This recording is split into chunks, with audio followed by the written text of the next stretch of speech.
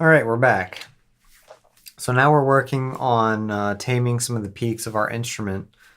And we're focused on the kick right now. And one of the problems that you run into when you're trying to limit your kick, especially when you're using a transient shaper as well to boost the attack or the release, is that once the wave flattens out, you gain overall loudness, but you sort of lose a sense of dynamics within the kick.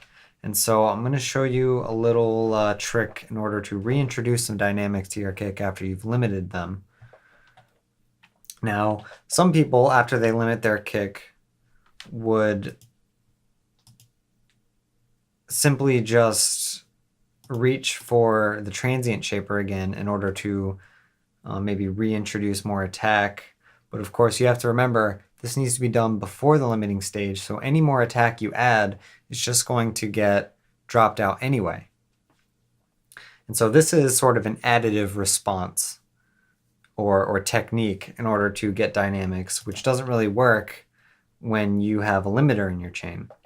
So what I like to do to get around this is to use a subtractive method by automating the gain knob on a utility so that you can exaggerate the attack by means of reducing the volume of everything after it. And I'm going to show you how I do this. Basically what I do is I grab the gain knob automation and put a couple points in between the attack and the release. And then I just sort of drop it down here a little bit. And what this is going to do is sort of exaggerate the difference between the attack and what happens right after it. Now, depending on the kick sound you're using, this should be done more or less extremely. So this kick, as you can see, it already has a lot of dynamics between the attack and the release stage. A lot of kicks, especially in the dance realm, are just straight up bricks when you look at the waveform. And so you can use this more extremely to reintroduce dynamics to those kicks. Whereas with this kick, I'm only going to need to do it somewhat subtly because it already has that sense of dynamics. But I'll just go ahead and show you here. And you're going to want to start out just completely smashing it and bringing down the volume by a lot, just so that you can sort of feel out where the attack stage ends and where the release stage begins. So let's take a listen.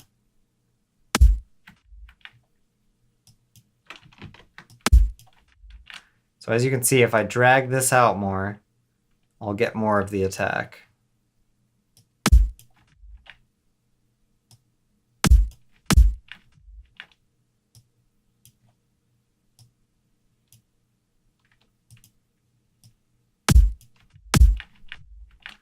Okay, that's pretty much most of the attack.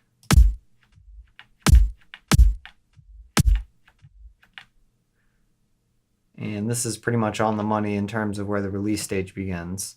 So now what you want to do is just bring this back up.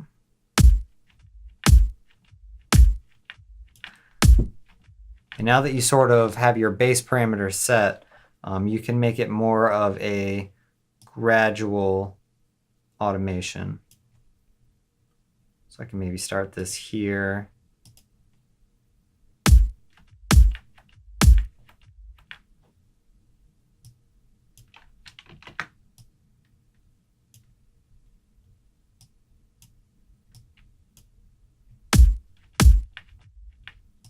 Bring it up a little bit.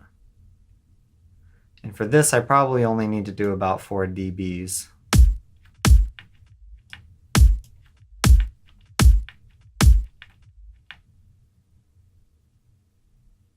Maybe even stretch this out a little bit.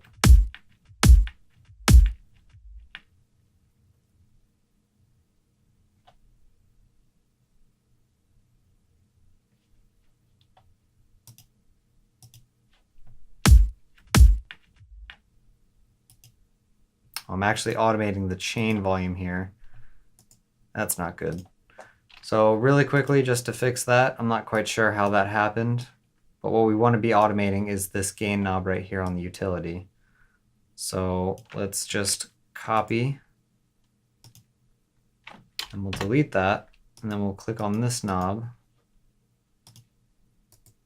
and show automation just to make sure we're on the right one, and then paste it.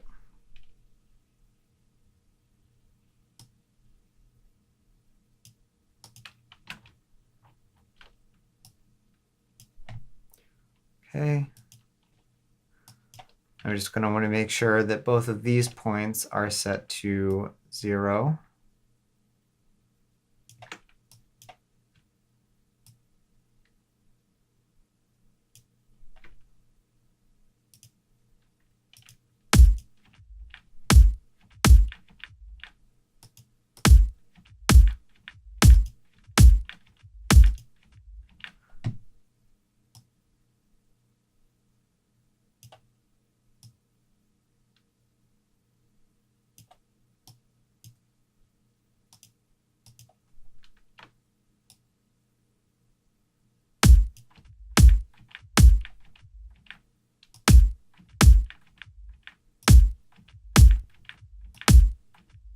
So it's a very subtle effect, and because this drum already has this built into the waveform, we don't need to do it as much.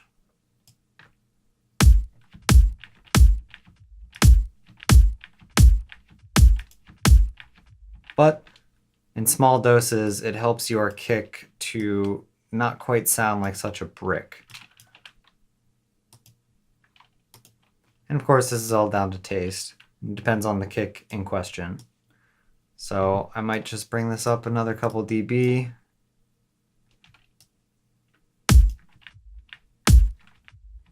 Perfect. And then I will just copy that for each kick.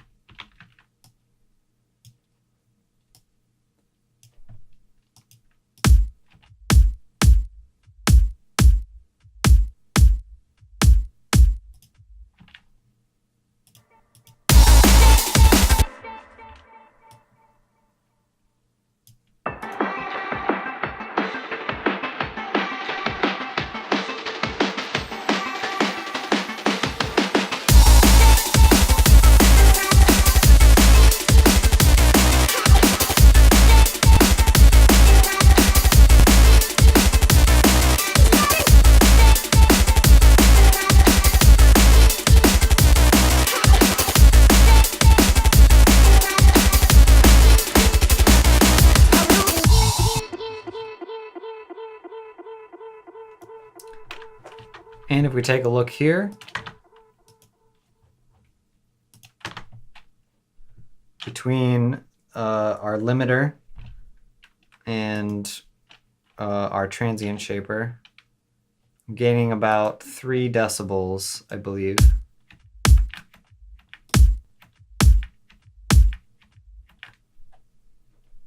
So this is all a little bit extreme, and I'm going to probably dial it back a little bit. I exaggerated it for this exercise, but in reality, I would probably want quite less here.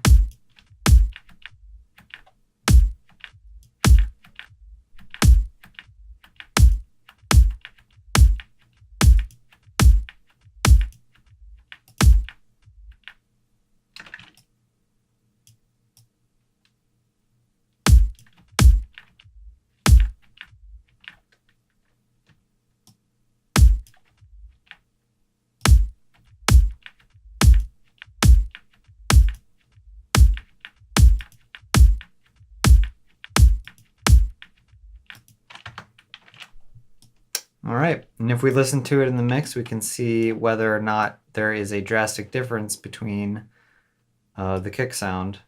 Because in isolation, it's going to be a lot easier to pick out the difference, but if it sounds the same in the mix, then you know you are getting away with however much dB reduction you are getting out of your limiter.